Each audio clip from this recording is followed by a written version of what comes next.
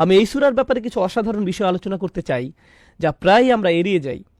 এই সূরায় আল্লাহ তাআলা 4টি জিনিসের বর্ণনা দিয়েছেন। আপনারা সবাই জানেন, ইল্লাল্লাযীনা আমানু ওয়া আমিলুস সলিহাতি ওয়া তাওয়াসাউ বিল হক ওয়া তাওয়াসাউ বিস সবর। 4টি জিনিস, কিন্তু এদের শেষ দুটি হলো তাওয়াসাউ যুক্ত, ওয়া তাওয়াসাউ বিল হক ওয়া তাওয়াসাউ বিস সবর। এই দুইটি হলো কাজের বর্ণনা। সরল অনুবাদ করলে এর অর্থ দাঁড়ায় সত্যকে উপভোগ করা এবং ধৈর্য ধারণ করা। এটা হলো সাধারণ অনুবাদ, যা দিয়ে বোঝায় ওয়া তাওয়াসাউ বিল হক ওয়া তাওয়াসাউ বিস সবর। এগুলো হলো কাজ। এই অংশের আগে কি এসেছে? ওয়া আমিলুস সলিহাত, তারা সৎ কাজ করে, তারা ভালো কাজ করে। এটাও কি কাজ না? কাজ। অতএব আল্লাহ তাআলা ঈমানের বর্ণনা দিয়েছেন, যা বাহ্যিক নয় বরং ভিতরকার বিষয়। তারপর তিনি বললেন ওয়া আমিলুস সলিহাত। তিনি সাধারণত এই দুইটির বর্ণনা দেন, কিন্তু এখানে আরও বাড়িয়ে কিছু নির্দিষ্ট কাজের কথা বলছেন। ওয়া তাওয়াসাউ বিল হক ওয়া তাওয়াসাউ বিস সবর। এটা আকামুস সালাত ওয়া আতুজ যাকাত বা অন্য কোনো বর্ণনা হতে পারত, কিন্তু তিনি দুটি বিষয় আলাদা করে বলছেন। এখান থেকে আমরা বুঝতে পারি যে এই দুইটি কাজ মানুষ হেলাফেলা করে। এই সূরার আরও সামনে গেলে আমরা দেখব যে এই দুইটির বর্ণনা কেন এত বেশি গুরুত্বপূর্ণ। অন্য কাজের ব্যাপারে আপনারা সহজেই বুঝতে পারবেন। আমিলুস সলিহাত দিয়ে বোঝানো যায় সে একজন ভালো মুসলিম, সে সৎ কাজ করে। এটা শুনলে আপনাদের কি মনে হয়? সে নামাজ পড়ে, হজে যায়, রমজান মাসে রোজা রাখে, হারাম কাজ থেকে বেঁচে থাকে। এগুলোই তো আমাদের মাথায় আসে, তাই না? এগুলোই তো আগে মাথায় আসে। সে একজন ভালো মানুষ, কারণ সে ভালো কাজ করে। আপনার মাথায় যা আসবে না তা হলো ওয়া তাওয়াসাউ বিল হক ওয়া তাওয়াসাউ বিস সবর। এগুলো কোনোভাবে এড়িয়ে যাওয়া যাবে না। তাই এগুলোতে আলাদাভাবে আলোকপাত করা হয়েছে। কেন এগুলোকে এড়িয়ে যাওয়া যাবে না? এর গুরুত্ব আমি আপনাদের সাথে পরবর্তী এই সূরার শেষাংশে বিস্তারিতভাবে আলোচনা করব ইনশাআল্লাহ। এরপর ওয়াও শব্দটি নিয়ে আলোচনা করব। আল্লাহ তাআলা যে সকল শর্ত দিয়েছেন, তিনি বলছেন মানুষ মূলত ক্ষতির মধ্যে আছে। আমরা এখানে সরল অনুবাদ করছি। ইনশাআল্লাহ সামনে সেশনে প্রতিটি শব্দ ধরে ধরে আলোচনা করব। বলা হচ্ছে 2 ধরনের মানুষ বাদে বাকি সবাই ক্ষতির মধ্যে আছে। সরল অনুবাদ করলে অর্থ দাঁড়ায় যারা বিশ্বাস স্থাপন করেছে, সৎ কাজ করেছে, একে অপরকে সৎ কাজে উৎসাহিত করেছে, একে অপরকে ধৈর্য ধরতে উৎসাহিত করেছে। কিন্তু এই 4টি বিষয়ের ভিতরে এবং শব্দটি এসেছে 4টি জিনিস ছাড়া। এটা, এটা, তারপর এটা এবং সব শেষে এটা। এখানে ওয়া এসেছে আও এর বদলে। ওয়া দিয়ে এমন বোঝানো হয় যে এই মানুষগুলো ছাড়া যারা প্রথমটি করে এবং দ্বিতীয়টি করে এবং তৃতীয়টি এবং চতুর্থটি, তাহলে তাকে মোট কয়টি কাজ করতে হবে? সবগুলোই। আপনি যদি এদের মধ্যে অথবা শব্দটি দেন, তাহলে কি দাঁড়ায়? আপনি কিছু করবেন আর কিছু করবেন না। কিন্তু আপনি যদি এবং শব্দটি বসান, তাহলে এদের মধ্যে পড়তে হলে আপনাকে সবগুলো শর্ত পূরণ করতে হবে, কিছু হলে হবে না। এগুলোর মধ্যে কিছু শর্ত পূরণ করলে হবে না, তাদেরকে সবগুলো শর্তই পূরণ করতে হবে। তাই এই সূরাটির উপস্থাপন শৈলী খুবই শক্তিশালী। বলা হচ্ছে তাদের ব্যতীত, কিন্তু সেই ব্যতীতদের কাতারে আসতে হলে 4টি শর্তই পূরণ করতে হবে। সেই ব্যতীতদের কাতারে আসতে হলে 4টি শর্তই পূরণ করতে হবে। সাধারণত কুরআনে আল্লাহ 2টি শর্ত দেন। সেগুলো কি কি? ইল্লাল্লাযীনা আমানু ওয়া আমিলুস সলিহাত, 2টি শর্ত। কিন্তু এই সূরায় তিনি কয়টি শর্ত দিয়েছেন? 4টি শর্ত। এখানে সব মানুষের মধ্যে যারা ক্ষতির মধ্যে নেই, তাদের ব্যাপারে বিশদভাবে বলা হয়েছে। সামনে আমরা যত আগাবো তত দেখতে পাবো যে সেগুলো কি ইনশাআল্লাহ। আমি আপনাদের সাথে একটি বিখ্যাত উক্তি বলতে চাই সূরাটি বোঝানোর জন্য। এটি ভালো একটা উদাহরণ। ফখরুদ্দিন আর রাজি রাহমাহুল্লাহর উক্তি। যদিও তিনি তার তাফসিরে কিছু বিতর্কিত বর্ণনা দিয়েছেন, তবু ইতিহাসে তার মতো ব্যাকরণবিদ পাওয়া খুবই দুষ্কর। এটাও সত্য। তিনি ইতিহাসের শ্রেষ্ঠ মুফাসসিরদের মধ্যে অন্যতম। তার বর্ণনা থেকে আমরা অনেক উপকৃত হয়েছি। সুতরাং আমরা তার কাছ থেকে ভালোটা নেব এবং খারাপটা কিছু থাকলে সেটা বর্জন করব। তার বর্ণনায় যদি কিছু বিতর্কিত বিষয় থেকেও থাকে, সেটা অবশ্যই নেওয়া হবে না। আপনি যদি এটাকে ভুলও বলেন, ব্যাপার হলো আমাদের কি সেটা বলার অধিকার আছে? আমাদের প্রত্যেকের জীবনই তো ভুলে ভরা। রাসূলুল্লাহ সাল্লাল্লাহু আলাইহি সাল্লামের পরে আর কেউই ভুলের ঊর্ধ্বে নয়। অতএব নির্ভুল আলেম বলে কিছু নেই। এমন কেউ নেই যার দিকে প্রশ্ন তোলা যায় না। ইসলামের ইতিহাসে একজন আলেমও নেই যার সমালোচনা করা যায় না। তাই কেউ যদি এসে কোনো আলেমের সমালোচনা করে বলে, আপনি ওনার কথা কেন শুনছেন, তিনি এটা বলেছেন, এতে অবাক হওয়ার কিছু নেই। হ্যাঁ, তিনি এসব বলেছেন, আর আমরাও তার সাথে দ্বিমত হওয়ার সুযোগ আছে। আর তিনি অনেক ভালো কথাও বলেছেন। আর সবশেষে যা ভালো ও মন্দের মধ্যে পার্থক্য করে দেবে, সেটা হলো এর প্রমাণ। কেউ যদি প্রমাণের ভিত্তিতে কিছু বলে, আমরা মেনে নিই। কেউ যদি প্রমাণ ছাড়া কিছু বলে, আমরা সেটাকে গ্রহণ করি না। মোদ্দা কথা হলো ব্যক্তি নিজেই তার কথার প্রমাণ বহন করে। সুতরাং কোনো মানুষের ভুলের জন্য আমরা তাকে বর্জন করি না। সুতরাং কোনো মানুষের ভুলের জন্য আমরা তাকে একেবারে বর্জন করি না। বিষয়টিকে ভালোভাবে চিন্তা করে দেখুন, আপনি কি আপনার জীবনে কখনোই কাউকে ভুল করে কিছু বলেননি? এটা শুনে কেউ যদি এসে বলে এর কথা শুনবেন না, একবার সে একটা কথা বলেছিল যা আমার ভালো লাগেনি, সেটা ভুল ছিল, তাতে ভুল ছিল, কিন্তু তাতে তার কাজের চেষ্টা বিফল হয়ে যায়নি। আরেকটি ভালো উদাহরণ দেই। আমি যদিও অনুবাদ পড়তে খুব একটা স্বাচ্ছন্দ্য বোধ করি না, কিন্তু ইউসুফ আলীর অনুবাদের ব্যাপারে বলতে হয়, ইউসুফ আলী রহমাহুল্লাহ ছিলেন ইংরেজি ভাষায় কোরআনের প্রথম অনুবাদকদের অন্যতম। অনবদ্য অনুবাদ ছিল সেটি। তিনি খুবই অদ্ভুত বর্ণনা দিয়েছিলেন। বেশিরভাগ আলেমই তার সেই বর্ণনা গ্রহণ করেনি। তার এই ভুলের কারণে তিনি যে 20টি বছর সারা দুনিয়ার বিভিন্ন ঐতিহাসিক জায়গা ঘুরে একটি অসাধারণ অনুবাদ করেছেন, সেটি বৃথা হয়ে যায়নি। আল্লাহ তাকে এর জন্য উত্তম প্রতিদান দিন। তিনি ভুল করেছিলেন, তিনি ভুল করতেই পারেন। আপনি এটাকে ভুল বলতে পারেন, কিন্তু এজন্য আপনি তাকে বিচার করতে পারেন না। যাই হোক, ফখরুদ্দিন রাজির তাফসিরে কাবিরের বিখ্যাত উক্তিটি আমি আপনাদের বলতে চাই। তিনি বলছেন, প্রথমত এই আয়াতে একটি ভয়াবহ সতর্কবাণীর প্রতিশ্রুতি দেওয়া হয়েছে। কারণ এই আয়াতে আল্লাহ বলছেন ক্ষতির কথা, ভয়াবহ ক্ষতির কথা, সমগ্র মানবতার বিরুদ্ধে। আল্লাহ তাআলা সমগ্র মানবজাতির উদ্দেশ্যে একত্রে ক্ষতির কথা বলেছেন, তারা ছাড়া যারা এই 4টি গুণাবলী নিয়ে আল্লাহর কাছে ফিরে আসে। এটাই তিনি এখানে বলছেন। এরপর তিনি বলছেন, বিচারের দিনে মুক্তি পাওয়ার উপায় হল এই 4টি বিষয়কে আঁকড়ে ধরা। এই 4টি কাজ ঠিকভাবে করলে বিচারের দিনে আপনি বেঁচে যাবেন, আর যদি না করেন আপনি সমস্যায় পড়বেন। ভাষার মাধুর্যতার কারণে এটা এত সুন্দরভাবে উপস্থাপিত হয়েছে, সুবহানাল্লাহ। এই জন্য আমি জুমার পরে একটা ঘোষণা দেওয়ার প্রয়োজনীয়তা অনুভব করছি, যাতে অনেকেই আসতে পারে এবং এই সূরার শিক্ষাগুলো পেতে পারে। কারণ বিভিন্ন দিক থেকে দেখলে এটা সমগ্র কুরআনেরই একটা সারমর্ম, আর নানাভাবে এটা ইসলামেরও সারমর্ম। এটা রাসূলুল্লাহ সাল্লাল্লাহু আলাইহি সাল্লামের সুন্নতের সারমর্ম। এই জন্য এই সূরাটিকে অত্যন্ত গুরুত্ব দেওয়া হয়েছে। এতে মাত্র 3টি আয়াত রয়েছে, খুবই ছোট একটি সূরা। এটা এতই সহজ যে যে কোনো বাচ্চাও এটা মুখস্থ করতে পারে। কিন্তু এর উপর এত গবেষণা হয়েছে যা অসামান্য। এটা নিয়ে অনেক কাজ করা হয়েছে। এখন এই আলোচনার প্রেক্ষিতে বলে রাখি, বিগত সূরাগুলোয় আল্লাহ মানুষদের কথা বলেছেন। যেমন ধরুন, কয়েক সেশন আগে আমরা পড়েছি, ইয়া আইয়ুহাল ইনসান মা গাররাকা বিরব্বিকাল কারীম। হে মানবজাতি, কি তোমাদেরকে ভ্রষ্ট করেছে? কি সে তোমাদেরকে মহামহিম পালনকর্তা থেকে বিভ্রান্ত করল? এমন কি আছে যা তোমাকে উদাসীন করেছে? অন্য জায়গায় এসেছে আলহাকুমুত তাকাসুর। আল্লাহ এই সূরায় সরাসরি মানবজাতিকে অভিযোগ করে বলছেন, কি তোমাকে বিভ্রান্ত করল? কি তোমাকে মহামহিম রব থেকে দূরে সরিয়ে রাখল?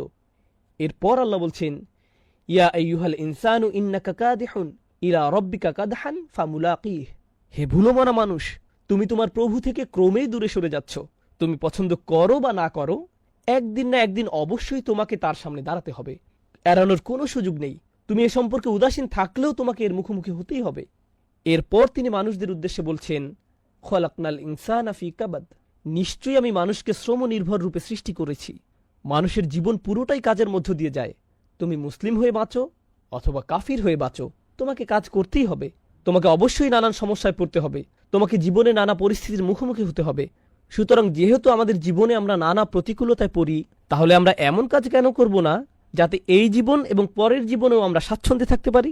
এখানে কষ্ট করে এখানে ভোগ করার চেয়ে উভয় জীবনেই যাতে আমরা ভালো থাকতে পারি। আপনি কেন মৃত্যুর পরের জীবন নিয়ে ভাববেন?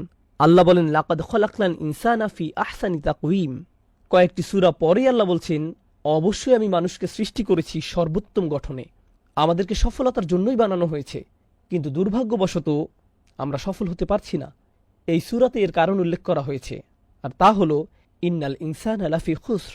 সকল জাতির শ্রেষ্ঠ হওয়া সত্ত্বেও বেশিরভাগ মানুষই তার শ্রেষ্ঠত্ব ধরে রাখতে পারে না।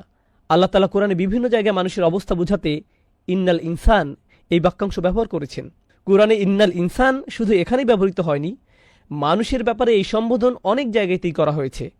ইন্নাল ইনসান, এটা দিয়ে কি বোঝানো হয়েছে?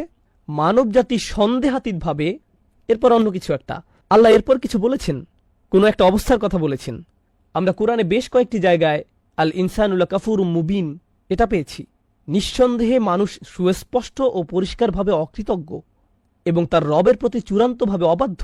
আমরা আরও পেয়েছি ইন্নাল ইনসানা খুলিকা হালুআ ইজা মাসসাহুশ শাররু জাজুআ ওয়া ইজা মাসসাহুল খায়রু মানুআ ইল্লাল মুসাল্লিন।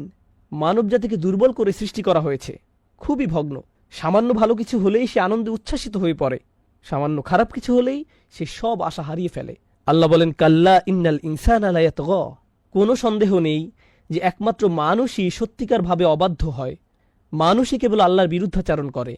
আর এখানে ভাষার অন্তর্নিহিত অর্থ হল অন্য কেউ এর জন্য দায়ী নয়। আজকে আমাদের আলোচ্য বিষয় হবে সূরাটির বাকি অংশের দার্স শেষ করা। ফসল্লি লিরব্বিকা ওয়ানহার ইন্না শানিআকা হুয়াল আবতার। কিন্তু আয়াতগুলোতে যাবার আগে কিছু বিষয় সম্পর্কে আমাদের পরিষ্কার ধারণা থাকা প্রয়োজন। প্রথমত, সাধারণভাবে বলতে গেলে বেশিরভাগ বর্ণনা মতে এই সূরা নাজিলের প্রেক্ষাপট হিসেবে অনেকগুলো ঘটনা রয়েছে, যা মোটামুটি একই রকম। এমন কোনো নিশ্চিত মতামত পাওয়া যায় না যে এই একটি ঘটনার প্রেক্ষিতে সূরাটি নাজিল হয়েছে, কিন্তু যেসব ঘটনার বর্ণনা পাওয়া যায় তার সবগুলো ঘটনা প্রায় সামঞ্জস্যপূর্ণ, এবং নিশ্চিতভাবেই সব ঘটনাতেই কাফিররা নবী আলাইহিসসালাতুওয়াসসালামকে অপমান করার চেষ্টা করেছে। কিছু কিছু অবিশ্বাসী রাসূল সাল্লাল্লাহু আলাইহি সাল্লামের কাছে এসে তাকে বিভিন্ন কটু কথা বলে যেত। আগের পর্বগুলোতে আমরা এরকম কিছু মন্তব্য সম্পর্কে জেনেছি। আজকে আমরা ইন্না শানিআকা হুয়াল আবতার আয়াতের ব্যাখ্যায় এগুলো সম্পর্কে বিস্তারিত জানব ইনশাআল্লাহ তাআলা। তবে আমরা এতটুকু বলতে পারি, এই সূরার প্রেক্ষাপট ছিল সম্পূর্ণ নেতিবাচক। এর প্রেক্ষাপটে যেসব ঘটনা ঘটেছে, নবী আলাইহিসসালাতুওয়াসসালামের জীবনে এই ঘটনাগুলো মোটেও সুখকর ছিল না। কিন্তু আল্লাহ এই নেতিবাচক ঘটনাগুলোর উত্তরে এই সূরাটি শুরু করেছেন খুবই ইতিবাচকভাবে। ইন্না আতাইনাকা আল কাউসার। আল্লাহ আযজা ওয়া জাল্লা নবী সাল্লাল্লাহু আলাইহি সাল্লামকে আল কাউসার দান করার কথা বলেছেন, যা অত্যন্ত ইতিবাচক এবং যা কাফিরদের কথার সম্পূর্ণ বিপরীত। এতে আমরা রাসূল সাল্লাল্লাহু আলাইহি সাল্লামের সিরাত এবং দাওয়াতে দ্বীনের কাজ সম্পর্কে গুরুত্বপূর্ণ একটা শিক্ষা পাই। সেটা হলো রাসূল সাল্লাল্লাহু আলাইহি সাল্লামের জীবনে খুবই বেদনাদায়ক এবং যন্ত্রণাদায়ক কিছু ঘটনা ঘটেছে, কিন্তু আল্লাহ চান তার প্রিয় নবী সাল্লাল্লাহু আলাইহি সাল্লাম ইতিবাচক দিকে ফোকাস করুন। আপনি বরং আল্লাহ আপনাকে যা দান করেছেন সেগুলোতে মনোযোগ দিন। আল কাউসারের দিকে ফোকাস করুন, যা আল্লাহ একান্তভাবে আপনাকে দিয়েছেন। এটাই এখানে প্রথম শিক্ষা। তাছাড়া এখানে আল্লাহর একটা অনুগ্রহ রয়েছে, তিনি নেতিবাচক কথা বলার আগে ইতিবাচক কথা দিয়ে সূরাটি শুরু করেছেন। তিনি ইতিবাচক কথা দিয়ে শুরু করেছেন, ইন্না আতাইনাকা আল কাউসার, তারপর ফসল্লি লিরব্বিকা ওয়ানহার। এরপর তিনি নেতিবাচক কথা বলেছেন, ইন্না শানিআকা, অর্থাৎ আপনার শত্রু। শত্রুদের কথা একেবারে শেষে বলা হয়েছে। আবার এখানে নবী সাল্লাল্লাহু আলাইহি সাল্লামের প্রতি আল্লাহর অসীম ভালোবাসাও প্রকাশ পেয়েছে। যেমন নবী সাল্লাল্লাহু আলাইহি সাল্লামকে তারা যে কথাগুলো বলতো সেগুলো খুবই কষ্টদায়ক ছিল। তারা তার বিরুদ্ধে বিভিন্ন রকমের আপত্তিকর কথা বলতো। আপনারা জানেন তারা তাকে পাগল বলতো। ওয়া ইয়াকুলুনা ইন্নাহু লামাজনুন, অর্থাৎ তারা বলে যে নিশ্চয়ই তিনি পাগল। ইয়াকুলুনা সাহির, তারা বলতো তিনি একজন জাদুকর। তারা তাকে মিথ্যাবাদী বলতো, সাহিরুন কাজ্জাব, অর্থাৎ একজন মিথ্যাবাদী জাদুকর। তো তারা তার বিরুদ্ধে এই ধরনের অভিযোগ করে তাকে কষ্ট দিত। কিন্তু তাদের যে কথার প্রেক্ষিতে এই সূরা নাজিল হয়েছে তা আরও অনেক বেশি কষ্টদায়ক ছিল। আগের পর্বগুলোতে সংক্ষেপে এই বিষয়ে আমরা জেনেছিলাম। এখন আমরা বিস্তারিত আলোচনা করব, কারণ এই পর্যায়ে বিষয়টি উল্লেখ করা গুরুত্বপূর্ণ। দেখুন, হাদিসে এসেছে রাসূল সাল্লাল্লাহু আলাইহি সাল্লাম তার একজন সন্তান হারিয়েছেন, একজন পুত্র সন্তান। পরবর্তী হাদিসে আমরা তার নাম সম্পর্কে জানব। এখানে বিষয়টা ছিল তার সন্তান মারা গিয়েছে এবং চারিদিকে এই খবর ছড়িয়ে পড়েছে। আপনারা জানেন সন্তান হারানো পিতামাতা কেমন কষ্টের ভিতর দিয়ে যান। লোকজন এসে আপনাকে সান্ত্বনা দেওয়ার চেষ্টা করে, তারা এমন কিছু কথা বলে, সমবেদনা জানায়, যা আপনাকে এই বিশাল কষ্ট সহ্য করতে কিছুটা হলেও সাহায্য করে। তাছাড়া আপনি যখন কাউকে এই কষ্টের মধ্যে যেতে দেখেন, সে যদি এমনকি আপনার শত্রুও হয়, আপনি হয়তো সেখানে গিয়ে সবার পেছনে দাঁড়িয়ে থাকবেন, কিছুই বলবেন না। কারণ যত যাই হোক, তারা তাদের সন্তান হারিয়েছে। এতটুকু মানবতা বোধ বা আন্তরিকতা সব মানুষের মধ্যে থাকে। কিন্তু যখন আবু জাহল এই সংবাদটা পেল, এবং সে কিন্তু নবী সাল্লাল্লাহু আলাইহি সাল্লামের চাচা ছিল, আপনি অন্তত আপনার পরিবারের কাছ থেকে এতটুকু আন্তরিকতা আশা করেন। যত বিরোধ সব না হয় একদিকে থাক, আর দিন শেষে তোমরা তার পরিবারেরই অংশ। কিন্তু না, তার মনে নবী সাল্লাল্লাহু আলাইহি সাল্লামের জন্য এত বেশি বিদ্বেষ ছিল যে সে চারদিকে দৌড়াতে দৌড়াতে উল্লাস করছিল, হাসতে হাসতে লোকজনকে বলছিল, বাতারা মুহাম্মাদুন, মুহাম্মাদের বংশ নিঃশেষ হয়ে গিয়েছে, তার নাম নেয়ার আর কেউ থাকবে না। অন্যভাবে বলতে গেলে আপনার ছেলে সন্তানের মাধ্যমেই আপনার বংশধারা অব্যাহত থাকে। যেহেতু তিনি তার পুত্র সন্তান হারিয়েছেন এবং তার শুধু কন্যা সন্তানেরই অবশিষ্ট আছে, তাই ভবিষ্যতে তার নাম নেয়ার মতো আর কেউ থাকবে না। তাহলে মুহাম্মদ আমাদের জন্য অস্থায়ী একটা সমস্যা, কারণ তার বংশধারা অব্যাহত রাখার মাধ্যম হিসেবে তার কোনো ছেলে সন্তান আর নেই। তাই অচিরেই এই পৃথিবী থেকে তার নাম নিশানা মুছে যাবে।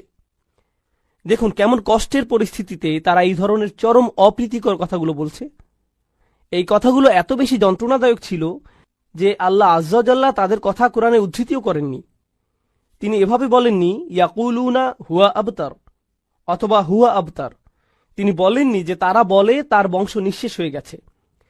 তিনি নবী সাল্লাল্লাহু আলাইহি সাল্লামের সামনে তাদের সেই যন্ত্রণাদায়ক কথার উদ্ধৃত করে তাকে আঘাত দিতে চাননি।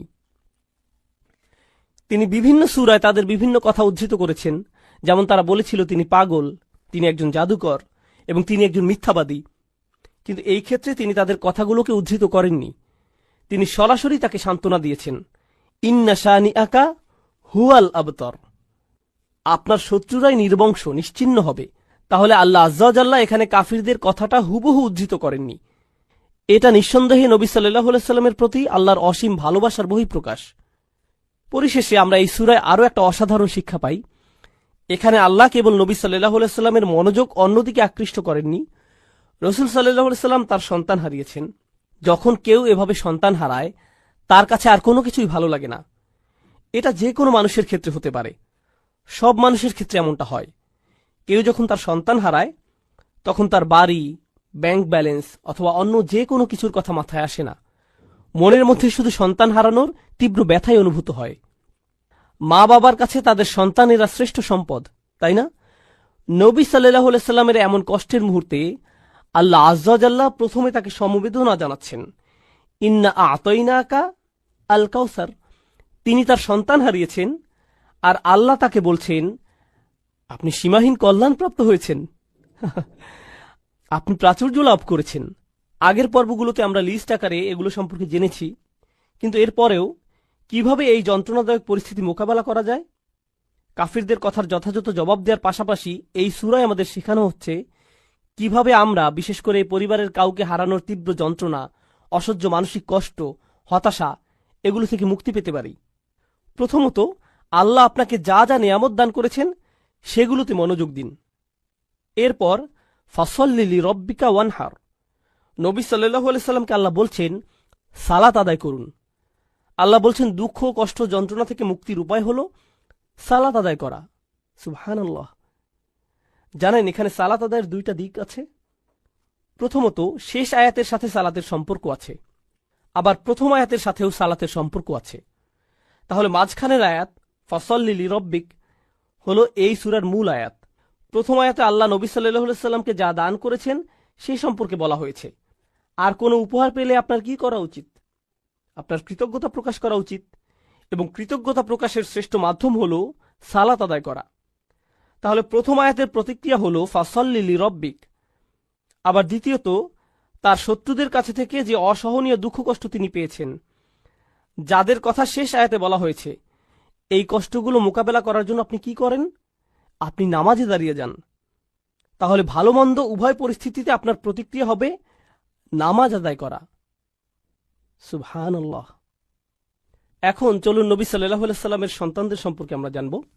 আন ইবনে আব্বাস রাদিয়াল্লাহু তাআলা আনহুমা ক্বাল, ইবনে আব্বাস রাদিয়াল্লাহু আনহুমা হাদিসটি বর্ণনা করেছেন, কান আকবরু ওয়ালাদি রাসূলুল্লাহ সাল্লাল্লাহু আলাইহি ওয়াসাল্লাম আল কাসিম। রাসূল সাল্লাল্লাহু আলাইহি সাল্লামের বড় সন্তানের নাম ছিল কাসিম রাদিয়াল্লাহু আনহু। সুম্মা জাইনাব, তারপর জাইনাব, সুম্মা আব্দুল্লাহ, তারপর আব্দুল্লাহ, সুম্মা উম্মু কুলসুম, সুম্মা ফাতিমা, সুম্মা রুকাইয়া, ফামাত আল কাসিম। তাহলে এখান থেকে আমরা তার সন্তানদের বয়সের ক্রমও জানতে পারি। তো প্রথম সন্তান ছিলেন কাসিম, তারপর জাইনাব, তারপর আব্দুল্লাহ, তারপর উম্মে কুলসুম, তারপর ফাতিমা, তারপর রুকাইয়া। মাক্কি যুগের শেষের দিকে কাসিম রাদিয়াল্লাহু আনহু ইন্তেকাল করেন। এরপর মাদানী যুগে আব্দুল্লাহও মারা যান। কারো কারো মতে সূরাটি কাসিম রাদিয়াল্লাহু তাআলা আনহুর মৃত্যুর প্রেক্ষাপটে নাজিল হয়, আবার অন্যদের মতে আব্দুল্লাহ রাদিয়াল্লাহু তাআলা আনহুর মৃত্যুর পরে এটি নাজিল হয়। আবার অন্য একটি বর্ণনায় আমরা রাসূল সাল্লাল্লাহু আলাইহি সাল্লামের আরও একজন সন্তানের কথা জানতে পারি, ইব্রাহিম রাদিয়াল্লাহু আনহু। তাহলে তার কোন সন্তানের মৃত্যুর প্রেক্ষিতে সূরাটি নাজিল হয়েছে এই ব্যাপারে বিভিন্ন মতামত পাওয়া যায়। আবার আবু আইয়ুব রাদিয়াল্লাহু আনহু বর্ণনা করেছেন, লাম্মা মাতা ইব্রাহিম বিন রাসূলিল্লাহি সাল্লাল্লাহু আলাইহি সাল্লাম মাশাল মুশরিকুনা বা'দুহুম ইলা বা'দ ফাকালু, অর্থাৎ যখন রাসূল সাল্লাল্লাহু আলাইহি সাল্লামের ছেলে ইব্রাহিম রাদিয়াল্লাহু তাআলা আনহু ইন্তেকাল করলেন, মুশরিকরা একে অন্যের কাছে দৌড়ে দৌড়ে যেতে লাগলো এবং বলল, ইন্না হাযা সাবি কদ বাতারাল লাইল। সাবি মানে যার আর কোনো সন্তান হবে না, যার কোনো ছেলে সন্তান নেই, কোনো পরবর্তী বংশধর নেই, আজ রাতে তার বংশধারা নিঃশেষ হয়ে গেছে।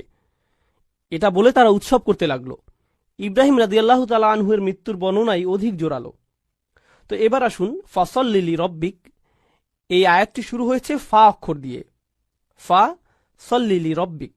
এখানে ফা সম্পর্কে ইমাম আল আলুসি বলছেন, আল ফা ফি কওলিহি তাআলা, তিনি বলছেন আল্লাহ যখন আয়াতে ফা অক্ষরটি উল্লেখ করেছেন, লি তারতিবি মা বাদাহা আলা মা কবলাহা, এই ফা অক্ষরটি এর পূর্ববর্তী বাক্যাংশের উপর গুরুত্বারোপ করে এবং এটি ফা এর পূর্ববর্তী কথার সাথে এর পরের কথাকে সম্পৃক্ত করে।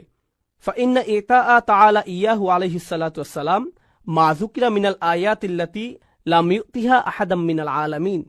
অর্থাৎ যেহেতু প্রথম আয়াতে বলা হয়েছে নবী সাল্লাল্লাহু আলাইহি সাল্লামকে আল্লাহ প্রাচুর্য দান করেছেন, আর তিনি তাকে যা কিছু দান করেছেন সবই অসাধারণ এবং অতুলনীয়।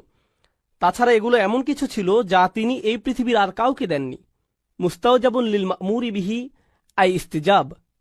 এজন্য এটা রসুল সাল্লাল্লাহু আলাইহি সাল্লামের জন্য গুরুত্বপূর্ণ ছিল যে তিনি এই সীমাহীন কল্যাণ লাভের জবাবে কৃতজ্ঞতা প্রকাশ করবেন।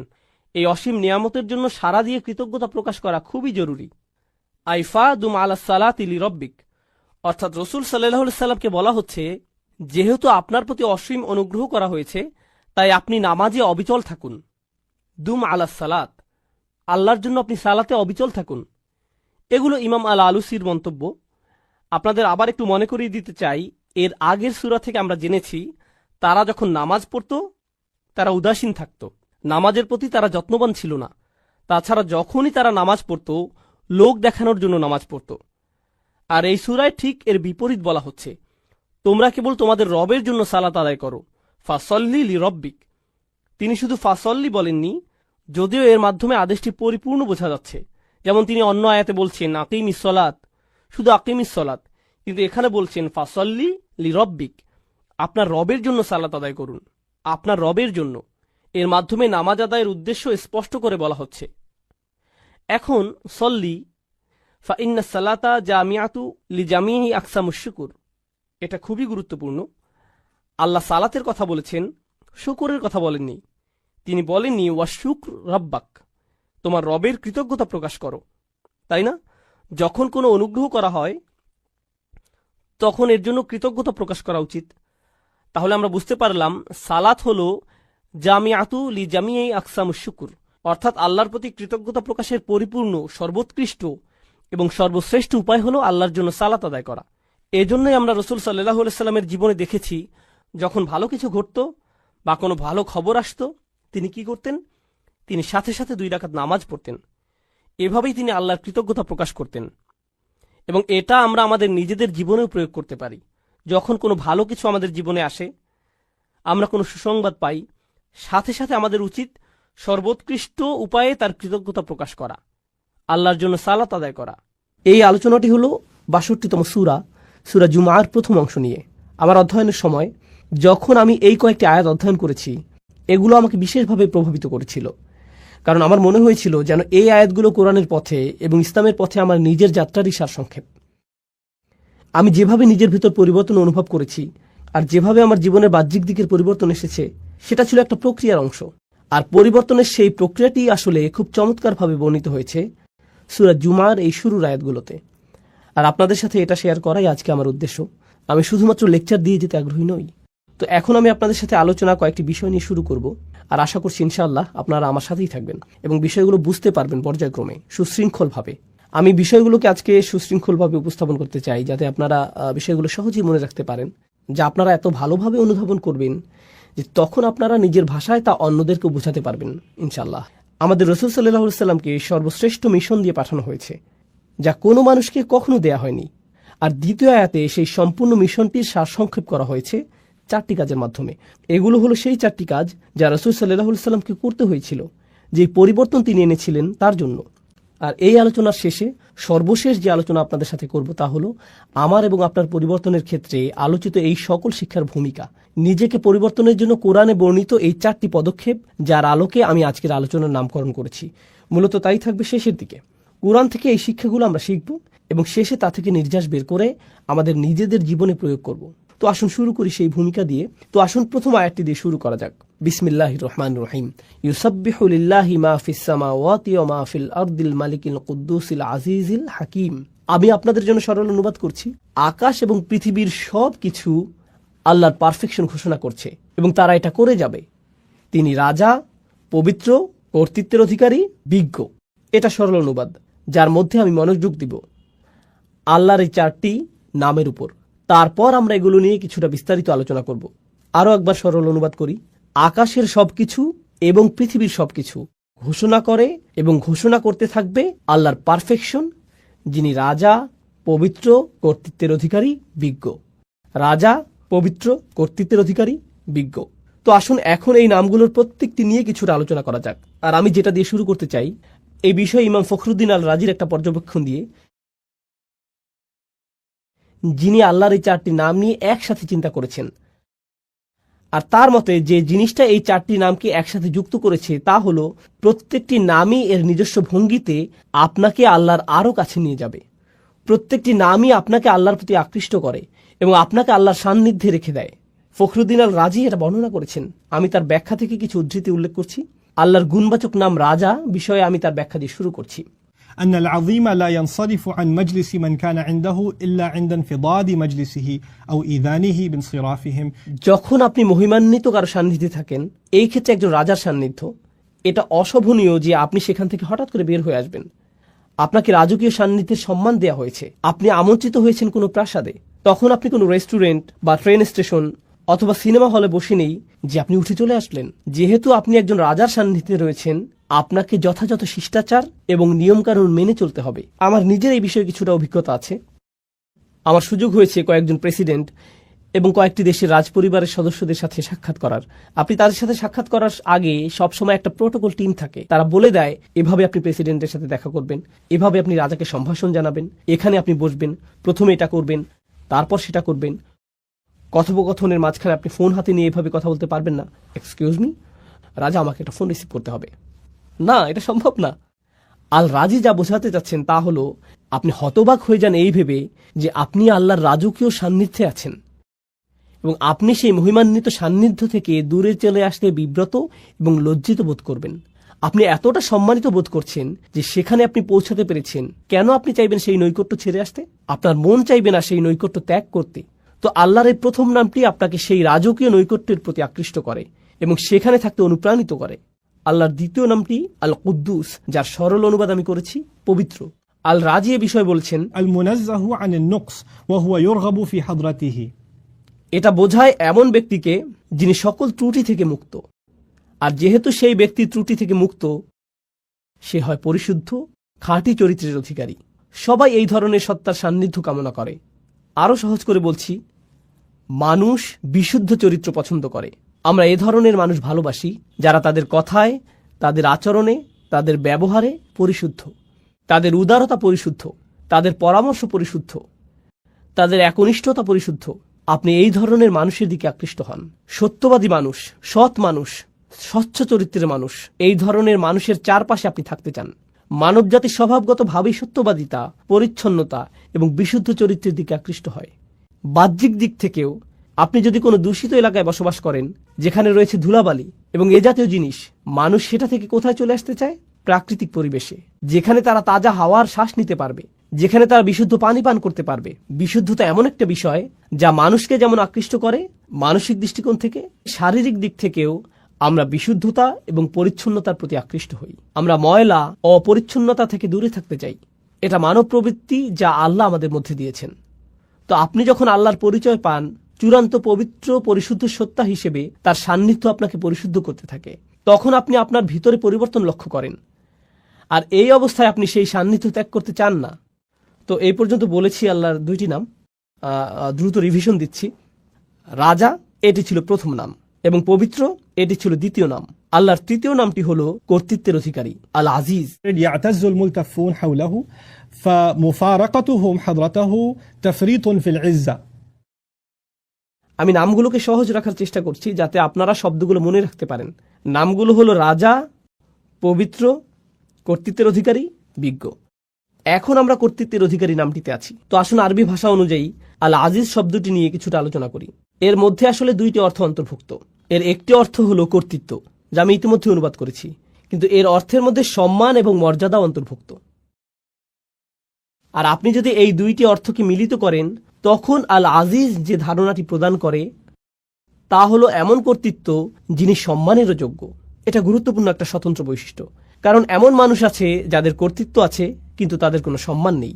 এমন এলাকা আছে যেখানে পুলিশের যথেষ্ট কর্তৃত্ব আছে কিন্তু এলাকার মানুষ তাদেরকে সম্মান করে না। এমন মানুষ থাকতে পারে যার সম্মান আছে, একজন শিক্ষক, কিন্তু তার কোনো কর্তৃত্ব নেই, এরকমও ঘটতে পারে। কিন্তু আল আজিজ হলেন এমন সত্তা যার কর্তৃত্ব আছে এবং তিনি একই সাথে সম্মানিত। আল রাজি বলেছেন কেন এই নামটি আকর্ষণকারী। তার মতে এই সবগুলো নামই কোনো না কোনোভাবে আকর্ষণ সৃষ্টিকারী, তাই না? এগুলো আপনাকে আল্লাহর নিকটবর্তী করে। তিনি বলেন এই গুণটিও রাজার মতো। একজন সম্মানিত এবং কর্তৃত্বের অধিকারী ব্যক্তি আপনাকে আমন্ত্রণ জানিয়েছেন, তার নৈকট্য লাভ করেছেন। আপনি সেই নৈকট্য ছেড়ে আসলে তিনি অসম্মানিত হবেন না, বরং আপনি নিজে অসম্মানিত হবেন। আপনি সেই সম্মান থেকে বঞ্চিত হবেন। আপনি আমন্ত্রণ পেয়েছেন সম্মানিত কোনো ব্যক্তির পক্ষ থেকে, আপনি আমন্ত্রণ পেয়েছেন কর্তৃত্বের অধিকারী কোনো ব্যক্তির কাছ থেকে। তো আপনার তার প্রতি আনুগত্য প্রদর্শন করা, সেখানে গিয়ে অবস্থান করার অর্থ হলো আপনার নিজেকে সম্মানিত করা। তো মানুষ আসলে সম্মানিত হতে পারে আল আজিজের সান্নিধ্য পাওয়ার মাধ্যমে। আর সব শেষে আমি দ্রুত আলোচনা করছি এই লিস্টের শেষ নামটি, আল মালিক, আল কুদ্দুস, আল আজিজ এবং সবশেষে আল হাকিম, রাজা, পবিত্র, কর্তৃত্বের অধিকারী এবং সবশেষে বিজ্ঞ। إذا فارق أحد حضرته فاته في كل آن شيء من الحكمة। চমৎকার কথা। যখন আপনি কোনো বিজ্ঞ ব্যক্তির সান্নিধ্যে থাকেন, তার কাছ থেকে বিজ্ঞতা অর্জন করতে যে কয়টি মুহূর্ত আপনি মিস করেন তাই আপনার জন্য ক্ষতি। প্রতিটা মুহূর্তকে আপনি কাজে লাগাতে চান। আমার এই ধরনের অভিজ্ঞতা আছে, যা হয়তো আপনারও আছে। খুব কম সংখ্যক মানুষই আছে যারা প্রকৃত বিজ্ঞতার উৎস। আর আপনার নিকটে যদি তেমন বিজ্ঞ ব্যক্তি থাকে, আপনি নিশ্চয়ই জানেন যে সবাই সেই ব্যক্তির সান্নিধ্য পেতে চায়। তেমন ব্যক্তির নিরবিচ্ছিন্ন মনোযোগ পাওয়া সহজ নয়। আর যদি আপনি তা পান, আপনি চেষ্টা করেন প্রতিটা মুহূর্তকে কাজে লাগাতে, যাতে তার কাছ থেকে পাওয়া সবটুকু বিজ্ঞতাকে ধারণ করতে পারেন। পৃথিবীর বিভিন্ন প্রান্তে কিছু কিছু শিক্ষক আছেন যাদেরকে আমি অনুসরণ করি। আমি ভ্রমণ করে তাদের কাছে যাই, যেখানে গিয়ে কোনো লেকচার দেওয়ার জন্য না, আমি ভ্রমণ করি তাদের সাথে সাক্ষাৎ করার জন্য। আর যদি তারা আমাকে 1 ঘন্টা সময় দেন, যদি 20 মিনিটও দেন, তার জন্য আমি কৃতজ্ঞ। কারণ আমার জন্য সেই 20 মিনিট বেশি মূল্যবান আমি নিজে 5-6 ঘন্টা অধ্যয়ন করার চেয়ে। আমার জন্য সেই বিজ্ঞতাটুকু অমূল্য, সেই সাক্ষাৎটা আমার জন্য অমূল্য। তো বিজ্ঞ ব্যক্তির নৈকট্যে প্রতিটা মুহূর্তই মূল্যবান, এবং এটা এমন ঘনিষ্ঠ অন্তরঙ্গ সম্পর্ক কোনো শিক্ষক অথবা বয়স্ক কারো সাথে, যিনি আপনাকে তত্ত্বাবধান করেন, ভালোবাসেন এবং এর মাধ্যমে আপনি বিজ্ঞতা অর্জন করতে পারেন। তো এই হলো আল্লাহর 4টি নাম যা এই আয়াতের মধ্যে বর্ণিত হয়েছে: রাজা, পবিত্র, কর্তৃত্বের অধিকারী এবং বিজ্ঞ। এটা ছিল ইমাম রাজির চিন্তা, এবং কিভাবে তিনি নামগুলোকে বিশ্লেষণ করেছিলেন তার বর্ণনা। আমি তার এই বিশ্লেষণের সাথে আমার কিছু চিন্তা যোগ করতে চাই। আমি আপনাদের সাথে যা শেয়ার করতে চাই তা হলো আল্লাহর এই নামগুলোকে আরও সাজানো যায়। 4টি নামকে 2 জোড়ায় ভাগ করা যায়। আর সেই 2টি জোড়া হলো, প্রথম এবং তৃতীয় নাম দুটি একরকম, আবার দ্বিতীয় এবং চতুর্থ নাম দুটির মধ্যে মিল রয়েছে। 1 এবং 3, 2 এবং 4। আসুন নাম্বারগুলোর স্থানে নাম বসাই। রাজা এবং কর্তৃত্বের মধ্যে মিল আছে, আর পবিত্র এবং বিজ্ঞতার মধ্যে মিল আছে। তো আসুন এই সম্পর্কে আলোচনা করি। আপনারা অনেকেই হয়তো বুঝতে পারছেন রাজা এবং কর্তৃত্বের মধ্যে মিল কি থাকতে পারে। একজন রাজাই কর্তৃত্বের অধিকারী, আর একজন আদর্শ রাজা সম্মানিত। এই 2টি নামের মধ্যে আরও অনেক মিল আছে। তারা উভয় দাবি করে আনুগত্যের, তাদের উভয়কেই সম্মান করতে হয়, তাদের আদেশ পালন করতে হয়। আপনাকে স্বীকার করতে হবে তাদের অবস্থান উপরে এখানে, আর আপনি নিচে এখানে। একজন রাজার অবস্থানও অন্য সবার ঊর্ধ্বে। তিনি রাজা আর আপনি একজন প্রজা। আপনার অবস্থান নিচে এখানে। আল্লাহর এই নামগুলো আমার উপর তার কি প্রভাব ফেলে? আমার উপর তাদের প্রভাব হলো তারা আমাকে আল্লাহর প্রতি অনুগত বানায়, বাধ্যগত বানায়, আল্লাহর সামনে বিনয়ী বানায়। তারা আমাকে আল্লাহর ভয়ে ভীত বানায়, তারা আমাকে আতঙ্কিত করে, তারা আমাকে আল্লাহর শক্তিমত্তা এবং মহত্বের স্মরণে অভিভূত বানায় এবং আমার ক্ষুদ্রতা প্রকাশ করে। এটাই এই নামগুলো প্রকাশ করে। কোন 2টি নাম? আল মালিক এবং আল আজিজ। এগুলো আল্লাহর মহত্ব প্রকাশ করে, এবং এর ফলে আমি হয়ে যাই ক্ষুদ্র এবং তুচ্ছ, আমি হয়ে যাই দাস, আমি হয়ে যাই বিনীত এই 2টি নামের সামনে। কিন্তু আপনি যদি অন্য 2টি নাম দেখেন, আল কুদ্দুস, আল হাকিম, পবিত্র এবং বিজ্ঞ, প্রথম 2টি নামের মতো পবিত্রতা, পরিশুদ্ধি দূর থেকে অনুভব করা সম্ভব নয়। পবিত্রতা এবং পরিশুদ্ধি বোঝা যায় যখন আপনি কারো কাছে যান।